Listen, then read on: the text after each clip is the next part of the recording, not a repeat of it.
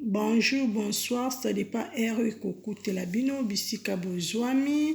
Avant que ban émission na biso topé saka toujours merci na notre Dieu. Bah vrai abonné nanga, j'espère que vous allez bien. Moi aussi je vais bien par la grâce de Dieu. Isa cuisine Yannick TV tout le temps na lobaka je vous love. Et na memeli bino émission en kito kona lobaka na linga kaboka information par-ci par-là te. Bozala toujours branché, bozala toujours en ligne pour vous recevoir encore émission à kitoko na chaîne à cuisine Yannick TV nde makambu. Toza wana tozo sala toujours musala na biso tola la kate biso tozo veiller toujours pour na kozwa ba information par-ci par-là to memela ba vrai ba abonné nanga yango na lobaka s'il vous plaît bozala toujours branché. Émission ni na memeli bino na mukolo ya lelo lisusu bandeko na ngai. En tout cas vidéo hôtel meza kitoko bo partager, bo aimer, bo tia ba cœur, bo commenter et que ça la bien makasi parce que na tanga ka ba commentaire wana et ça la ka vraiment bien makasi bino mo boye bike ça la vraiment bien na cuisine Yannick TV.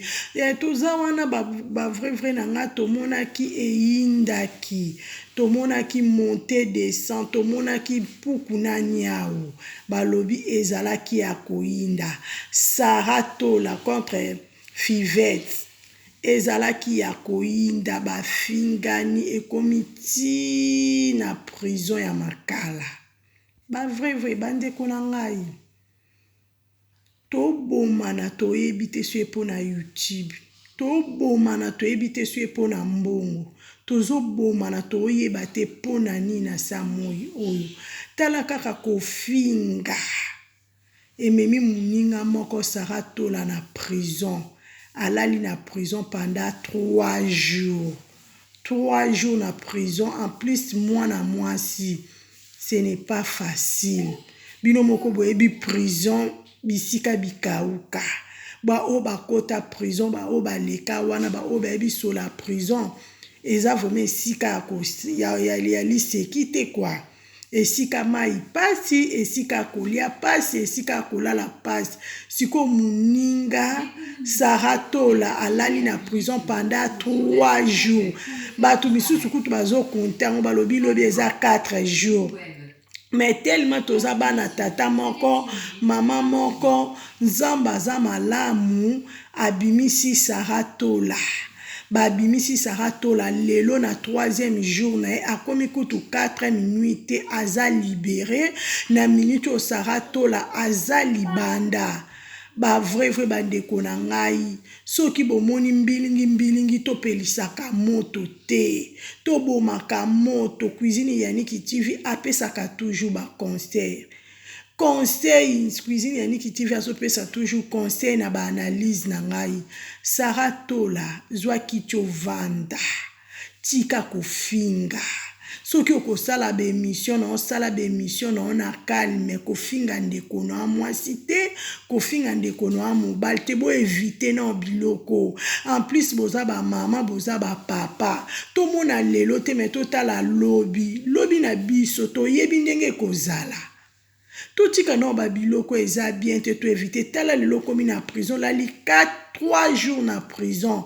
Eza jeter to ebi pete so sukola ko bo sukola kite parce que kuna na mai na kolia kolala courant makamio to eza pasi ndeko nange te ya yo changer vraiment na effort na yo te na ngolo nzambe changer na kotamboli na Sarah Tola changer na elobeli na yo mikitisa nzamba tombola bino bozo wela nini bozo bomana pona nini.